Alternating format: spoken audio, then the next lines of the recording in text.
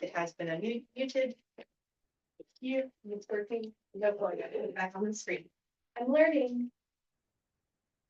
Yeah, should be able to do this. There you are. Check it. It's not. So we're going to call to order at 2:47 p.m. Welcome, Mary Ellen, Go Team. We will follow the agenda as it's been emailed to you and publicly noticed. I'm pleased to call this meeting of the Mary Ellen Go Team to order. Our first order of business is to call roll and review our norms. You go ahead and do it. Denise, Present. Christy, Here. Addison, here, Harley, Kayla, Here. Becky, Here. Missy, is absent, Lindley. Here. Scott, here, Kelsey. Here. All right, let's go. Okay.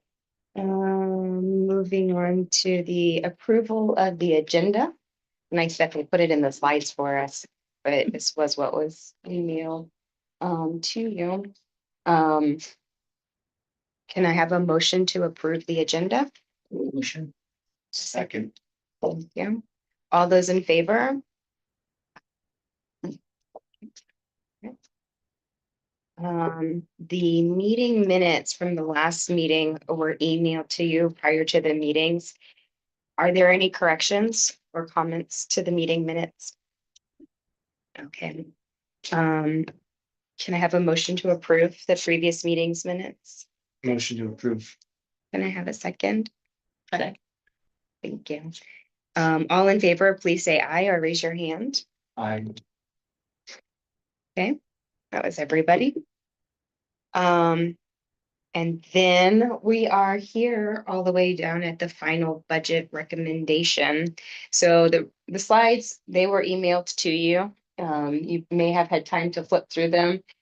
I'm going to read through the, first few slides and then hand it over to Denise. Norms. This is a meeting of the Go Team. Only members of the team may participate in the discussion. Any members of the public present are here to quietly observe. We will follow the agenda as noticed to the public and stay on task. We invite and welcome contributions of every member and listen to each other. We will respect all ideas and assume good intentions. So here we are at step 8 on the final budget meeting of the school year, where we're going to vote on the budget for next school year. During this Go Team, we will review all components of the budget, which should be updated based on the feedback from the cluster superintendent and key leaders. After review, we will take action and vote on this budget. Denise will present the final budget recommendations for our approval. All approval meetings, we don't need to read that because here we are on the 12th. Here we are. 2 days before. We made it. Yeah. Okay, so I'm gonna hand it over to Denise and she'll go through mostly what was changed. Correct. So budget updates, very small update. Oh, sorry, I forgot to delete the word any. It was a word/mark. So there were changes made to the budget. The changes ultimately reflect an allocation change of $0. Like it really was kind of like an even shift for what we needed to change. And that's detailed here on the next slide. Basically, if you'll remember on the hourly tab, in order to recapture to teachers in the building as substitutes, like the in-person permanent substitutes that were funded by the district, but then I had shared that the district is not funding those this year. I actually found out right before staffing conference and then was able to discuss this during the staffing conference and make the change that I still could opt to buy in-person permanent subs. While the district wasn't funding it, I could opt. So basically what I did was deleted those 2 hourly teacher tutor lines on the hourly tab and added on my substitute tab 2 in-person permanent subs. And they were very similarly cost. They had a very similar cost, when I added the 2 in-person permanent subs, they also allowed me to decrease the number of days I needed for teachers because we're gonna have 2 subs in the building. I was required to pay for 10 days of subs for every staff member, and I was able to reduce that to 8. And then if you'll remember, I had planned on doing 5 days per para. That was not budgeted by the district, so that was an additional item I was gonna pay for.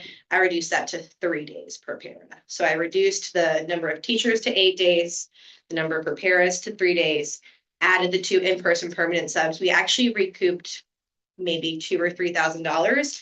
That went into our instructional supplies line, which was already pretty low. So now that instructional supplies line's like $7,000 that we'll use next year to supplement the funding from the PTO or PTA and foundation. So that is a change. That was it. Everything else is the same. Okay, and Miss Glover and Miss Boynton are very excited. And they don't need us. We're gonna have our 2 amazing ladies stick around another year, which is awesome, you know, because they were hopefully gonna help us out as the hourly teachers, but that probably would have been a little bit of reduction in pay for them. And so we were gonna kind of talk it out and figure something out, but we're able to keep them on, which is great because they know all the ins and outs of Mary Lynn. So that'll be great for consistency. So that was it. So this is our budget by function. This is the overview. So really, there is no difference on the budget by function because, excuse me, the instruction FTE has not changed because the only changes I made were from the hourly tab and the substitute tab. So we didn't change any FTEs. We didn't change any instructional positions or student support positions. So this budget by function looks the same as the last time I shared. When you were talking with, the district about the budget, how does the per pupil amount for our school compare to our cluster? That is a fascinating question, and I am happy to give you some information if you're interested to know. So I've been studying it quite a bit, honestly. Yeah, so yes, I did request that information and I would be happy to share that with you. So I received the allocations for every school in the district. The combined allocation sheets. So you'll see here, and I'm happy to upload this on our GoTeam website as like an appendix for our meeting today, because it's got some, if you like numbers, got some really interesting information in here. I know Lindley, I think you've seen this before too. That is, they have the small school supplement stuff. Yeah. So if you'll see here, this, see, I'm looking at it and you're not, thank you. All right, so here, wait, do I need to share this? Because I don't think they can see it on this. Oh, yeah. Okay, so I edit my share. I'm gonna share this instead. All right, so these are the combined allocation sheets. So these are the allocation sheets for every school in our district. This is that per pupil number. So you'll see, and this is this FY26. This is this year's allocation. So for example, Brock and Michelle Obama Academy, which has 259 students, has a per pupil of 22,147. So I did my own research and found that us, along with Morningside and VHE, have the lowest per pupil expenditure. I think VHE and Morningside are 14K and change. We're just over 15,000. And the per pupil expenditures go all the way up to, I think, 28,000, which is double what VHE and Morningside have. So that, I who had that 28? So like you can see right here, Boyd Elementary School, Bolton Academy, 16,925. Brandon Elementary School, similar to us, 15,428. Burgess Peterson, 16,000. Cascade, 21,000. Yeah, Cleveland, 26,800. Pretty high. They've got 227 students. 20,000. So you can kind of go through, there's like 56 schools, so I'm not going to go through all of them, but yeah, there is definitely a very wide range. of. Is there a wide range within the cluster? That is a great question. Let's see. Virginia. All right, Virginia Highland is 14,678. Oh, let's write this down. That's Virginia I think- Highland. Well, what was ours this Yeah, year? what was Because ours? you're looking at this year. I want to say So that's this year that's this year. Yeah. For Virginia Highlands. for Virginia Highland. That is. Springdale is 17. 17. That's for For 26. 20. For the next school year. It's 50. That would be for the next school year. though. So FY 25, this is last year's budget. Mhm. This is this year's budget. This is that number that you saw on the slide. The per pupil expenditure doesn't change the way I allocate I don't think money. it's there. Okay. They're utilized. Yeah, that's what I'm saying. 25 is current. It's because What they're we're doing right now. And then. And this is what we next year, budgeted for. Yeah. Yeah. Or it's like Springfield, 62%. 17, I guess. Maryland. Virginia Highlands. Mhm. Sometimes I underline. Yes, yeah. Yeah.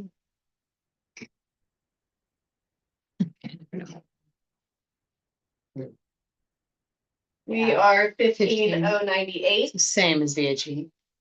And then we've got. But you see how it's To morning. 12 this right now? And they were like at 15 or 17, right? I mean, last year. Right, yeah, Right, They right. went down in the numbers. yeah, basically, there's like some leveling. Morningside went from 11,2 to 14,4. Okay, so those are all within.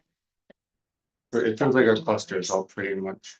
Except for Springdale. Hope Hill's Yeah. probably gonna be more, Yeah, yeah. that was a little bit more. Yeah, They have get the these, small schools. Yeah, they have a small school supplement. They also have the Property, right. turnaround. They Mhm. were able to ask for turnaround there. Mhm. Um, Zero-based budgeting. They did zero-based on signature as well as turnaround. They're hiring a new principal, right? Not Hope Hill, Burgess Peterson. Did you see a posting for a principal? I saw it, Hope Hill for some sort of admin, maybe It it was might have been a vice president, or vice principal. Yeah, I know the principal at Hope Hill's. Mm. Do not know about the assistant. So yeah, so this is a very interesting document if you're interested in Mhm. perusing the data there. So, yeah, okay, back to the presentation. Any more questions or want to look at more stuff on this? I do think it would be good to put it up somewhere though. Yes, Yeah. yeah, I'll add it to our Go Team webpage where I add the PowerPoint for this meeting. I'll add this there as well. I did have a concern brought to me by a teacher that I just wanted to share, and if there is any discussion around it. Okay. They're concerned about the front office changes, those being hourly positions that ultimately probably means losing a specific person who's been in that role, Ms. Mason, Mhm. and a lot of institutional knowledge of how things run. And kind of from an equity standpoint of how changing up there just impacts the whole school. So kind of reflecting a concern that was brought to me that, I couldn't really speak to myself, outside of like personal thoughts that Yeah. that's not me making the budget, but I wanted to share that. And if there is any discussion or explanation, that might be. I want to be wary. I'm not sure exactly what we can talk about personnel. Right. And that is actually kind of how I responded, is like the conversations unfortunately are impersonal. It's about the budget and the money and the positions, not about the people hired for So that would those. kind of be my response here and in this context is just, we budgetary decisions are based on positions, not people. They impact people, right? The budgetary decisions, and they impact our school community as well, just in the same way they impact people. That being said, I think that we have an opportunity to build capacity of, new staff members. As we do hire for both of those positions. Anybody is welcome to apply for those positions. I don't know who's gonna apply for those positions. I don't want to, use personnel names, but what I'm trying to say is anybody is welcome to take those positions. But, I think that what it comes down to here is being able to have an extended range of coverage, right, for our office.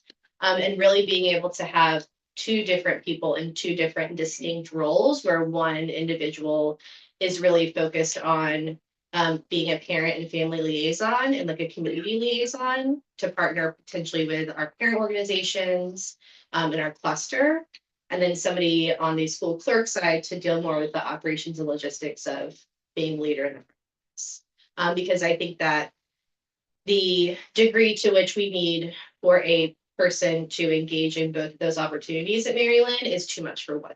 It's too much for one person. So if I had the budget this year and if I have the budget too in future years, we could look at making both of those full-time positions.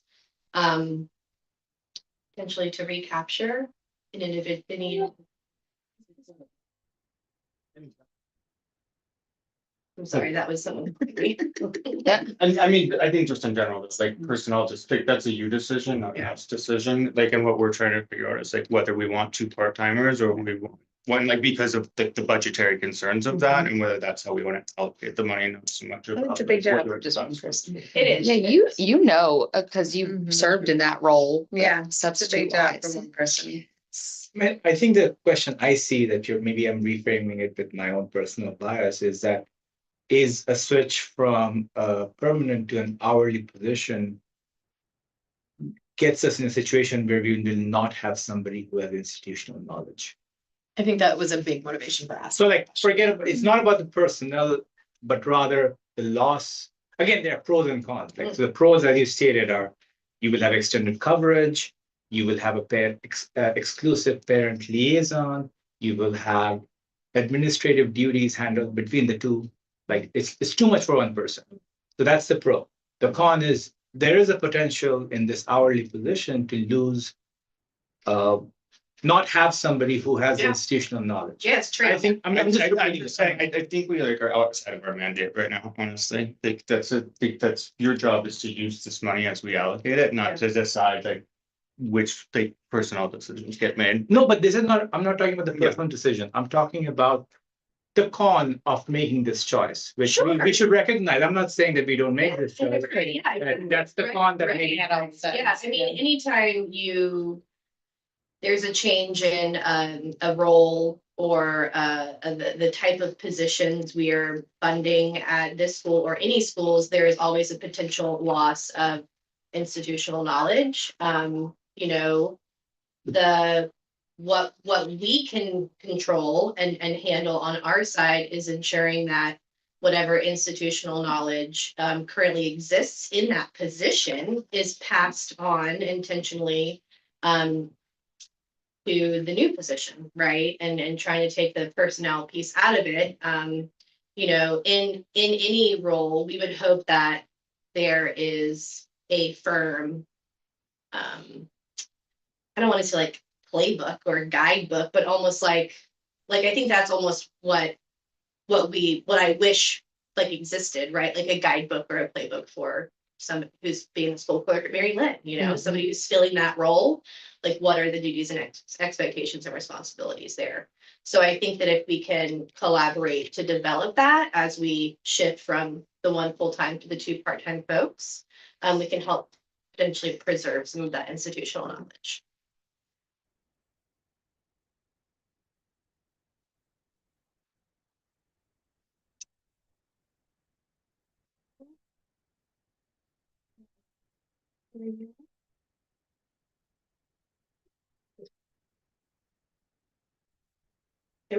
Just make sure that's the one that you're sharing too. That's the one that you're sharing. Share. I am sharing PowerPoint slideshow. Share. That's correct. I go back on the screen.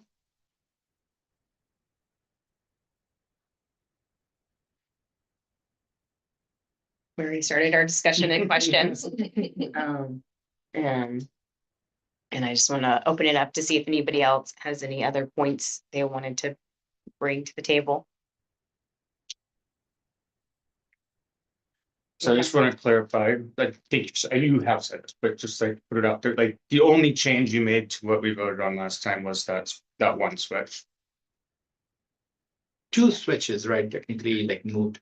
Sure. from A du- 10 to 8 and then 5 to So I 3. guess that's true, sure, yes. So personnel wise, I guess, yes, 2 positions morphed into 2 different positions. And then there was a slight reduction in the number of days we're allocating for subs for teachers and paras because we Yeah, have folks that are officially permanent subs, which actually helps us out, right? As opposed to having hourly teachers that we maybe couldn't count on as much as we could count on in-person permanent subs. And a minor change of the extra 2,000 and change that you got Yes. that goes into That's correct. institutional supplies, I guess. Instructional. Instructional. Yeah, that's on the non-staffing. Mhm. Yeah, which, that's what, whenever you do the leveling, may or may not get to keep. Oh, yeah. So, Yeah, yeah. I think we're gonna be really good at leveling. I think we're gonna be just fine. I think we're gonna be golden. I mean, I do too. We're already, we have the number of kids in seats today that are over projection. We're like 7 kids over currently our projection for next year. So I'm feeling really good about our 10-day count. Yeah. And I opened up those general administrative transfer spots and we have a wait list of over 30 kindergarteners who would like a seat at Maryland for kindergarten. So if for some reason we end up low enrollment in that grade, or really first grade or second grade, because I did the same for all 3 of those lower grades, we could pull to the wait list. That's exciting. Yeah. Question, what do those seats look like? Is it like a certain number?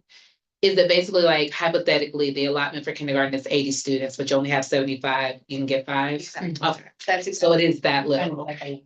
Yeah, yeah, and we can do It's one, we can pull 1 kid off, if our projection's 85, we end up with 80, we wanna grab 5 off the wait list, we can, and what else was I gonna say? Oh, and the way that we calculate the number of seats that we have open is based on projections versus capacity, so the number of seats we open initially is based on the projection, and then if we don't meet that projection, we can pull more kids off the list. Is that something that you have the autonomy to decide you want to pull lottery students, or is that something that the district is like, hey, Ms. Springfield? Yeah, no, everyone- that's our decision. Yeah, they would not Okay. make us take general administrative transfers. Yeah.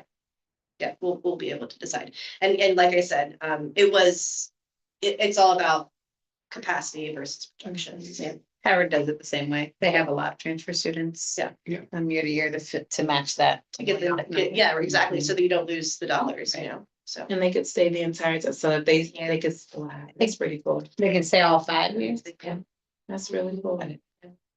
Yeah, so we have, I think currently, we have a handful of kiddos who currently aren't in kindergarten at Maryland on general administrative transfers, and that will last them through 5th grade if they choose to stay. The one con, which is a pretty big con, is that if you're a general administrative transfer, you don't get transportation. To and from school, obviously, like field trips and stuff. You do, And you but- don't get to move to the middle school. And then high you don't, school. you would have to then reapply for another transfer when you get to that next school, and then so on. When you got to school, you would have to do the same. But those numbers, the administrative transfers count towards our population, They do. like when they're looking at Yeah, 85%. Absolutely. Counts. it does. Yes, it does. They count toward our capacity. Capacity. Once they are enrolled and Enrolled. counted, Right. then they count toward our capacity. With that, it might be really jumping ahead, but if you're, because we already know the budget for this year. However, next year, would something like that really benefit your budget in terms, like, is it, because I think when we think about funding and the number of students Yeah. determining the funding, is that something that it probably could benefit the budget in the future? Yeah, To do absolutely. that. And it really would benefit it every year and then continue. It would benefit the initial year and then continue to benefit every year because let's just say and this is just a round easy number. So let's just say this year in 24-25, we accepted 10 general administrative transfer students. So instead of having 100 kindergartners, we had 110 kindergartners. Well, with 100 kindergartners, with a per pupil expenditure of 4,000, whatever, let's just call it 4,000, right? We would theoretically earn $400,000 for 100 kindergartners, right? If we have 110 kindergartners, we will earn $44,000 for those kindergartners. And then when those kids go to first grade, we'll then also earn the dollars for those kids as they move forward. So obviously they would have to stay enrolled. But it would definitely positively impact the budget. Now, it's a trade-off though, because it positively impacts the budget, but negatively impacts capacity, right? So like Right. adding more kids is great. We earn dollars so we can fund our programs.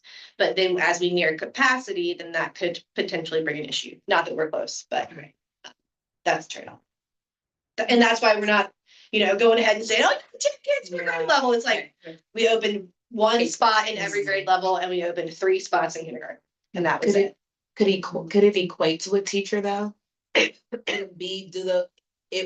Cause I guess when you think about the district and the budget that they give, like, could that be something that potentially says, okay, we accepted 10 kids, that is now enough for us to have one more, I don't know, we need 5 No. fifth grade teachers, you know what I mean? No. Space wise too. Well, we don't have the, Yeah. There's no consider the space. space, and I feel like the answer is no, because if that was the case, I feel like people would Every just school say would do like, it. yeah, let's take 50 kids, why 3 more Allocate, yeah. teachers, I feel like that is not exactly how it would play out. And also because of the timeline, like the kids are enrolling and registering now for next year. And by the time we budget it for teachers again, they'll just be students at Mary Lynn, right? They wouldn't be, you know what I'm saying, like an added to by that time, they would just be in our number. Yeah, it does. If there's no more discussion, I have a motion to vote on the budget. Motion. I'm a second. Second. All those in favor of the budget, raise your hand or say aye. Anyone opposed? That's unanimous. Excellent. So Should be we. a chair or something. You did a great job. Amazing. Yeah. And also Marathon. on time, we didn't have to delay any meetings or anything like that. Yeah, Like, we did a really great job showing up. I agree, yes, Mhm. and checking the boxes when they need to be checked and not having to delay, that's very good, very good. Okay, so we're gonna go through just some informational items, and then if there is anybody in the public, we will open up for 5 minutes for them to say anything they need to say. Do you want to go ahead and do a report? Yeah, so I mean, principal's report is, we are just in the weeds, we're in it, it's March, we are buckling down, spring fever is coming in hot. The time train just got us all a little squirrely. But we are counting down to milestones and all of our end of the year festivities. We have we recently had some STEAM programming. That was awesome. Our STEAM ambassadors visited Springdale Park and did the Midtown Cluster STEAM Ambassador Expo, which was really fun for them last week. Moving forward, we have some of our kids participating in Science Olympiad district competition this weekend, which is going to be awesome. It's our first year participating, so we're gonna really get in there and knock it out of the park, I hope. Spring break is not that far away. So from now until spring break, we are teaching and learning and growing and trying to figure out where gaps still exist and make sure we close them and enrich kids who are ready. So, pretty casual report this time. Do you want to give a cat report? Sure. The CAT team met about 2 weeks ago. We got an updated facilities timeline, security timeline, 100-day plan timeline. And then we split off into groups to focus on the future of the goals and guardrails of the APS board. Things like literacy are important to everybody, it turns out. So, I would say nothing specific jumps out, but we meet again, I think one more time before the end of the year. And APS is also going to create a task force to look at the facilities programming, and they're not sure whether those will be pulled from NPUs or GO team members or all of the above. But as I get more information, I will share it. And we actually don't have any committees, so we can skip over that. Let's see if Diane is on there, if she has any announcements. And let's see if we have anybody in the public on there. Oh, Diane got off a few minutes ago. She said, thanks, everyone.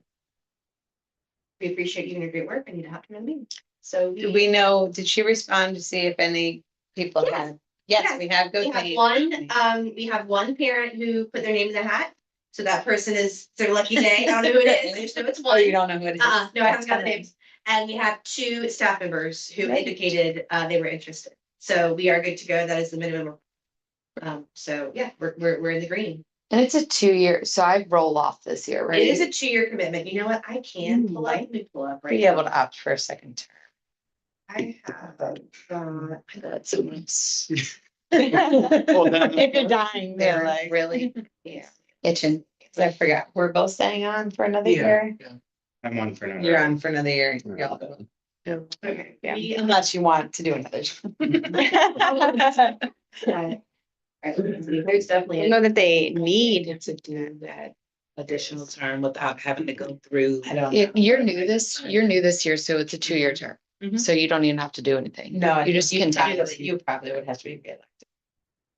Alright. But I don't. Really? I made that up. I don't think you, no, for a second term. After the 2 terms. Two different things. Oh, okay. If you go I your was 2 gonna terms. say, you you just definitely- continue, yeah. Right. Yeah. But you're saying after my time, Yes. if I decided to. Right, if they wanted to start their second term, we would reelect them. that's true, yeah. Okay, so here we go. This is our people. I'm gonna zoom out so I can get the info on there. Okay. So you can see here, And I forgot if it's Missy's first or second year. so this says term It's her expires. it's her second year. So Christy, your term expires. Missy Snyder expires. Scott expires, Kelsey expires. So we have one parent, so that parent will fill Christie's seat because Christie's a parent. We have 2 teachers, so one of them will fill Missy's seat. I can elect, which I probably will, as Sharon did in the past, to have that other staff member fill Kelsey's swing seat. Which is how I ended up. Yeah, which is Right. great. I love it. Good, you're doing that. You're involved. Great. Yeah, you're involved. She'll be sad that I'm not doing it again. Yeah, and then Scott, you're the community member, and so we probably, because you I got was this job because of. appointed. Sharon appointed me. Right. Okay, great. Okay, great. Yeah. So then, and then you. Could are also potentially the- next year appoint. You help on the another foundation, is that? I get it all mixed up. Don't you Which also one? serve as the foundation? That happens at the first meeting of the year, where he said that he would be The the liaison. foundation liaison, and I said the chair, and he said the secretary. Okay. And then the first meeting of the previous year, just like you invited Lindley to that meeting this year, Mhm. he was Scott had been the year before. the year before. Okay, So the first meeting next year, okay. you'll find some other community person Great. that you can appoint That and makes sense. everybody could vote on. Well- Which ones are appointed? I know the parents Yeah. are elected, the staff is elected by the staff, Community right? Is it? 1, 2, 3. Or all of them? Yep. Okay, gotcha.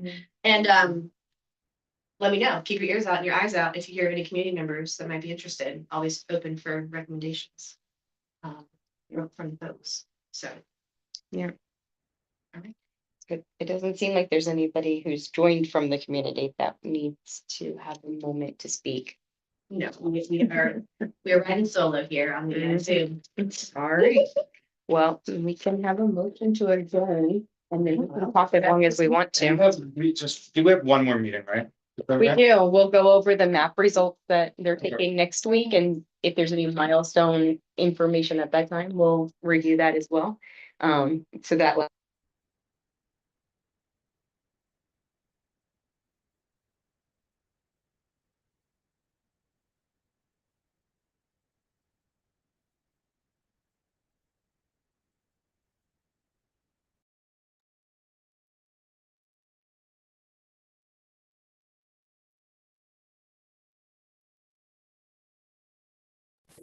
All last those in meeting. favor, raise your hand or say aye. Okay. That's concludes the like business portion of the meeting.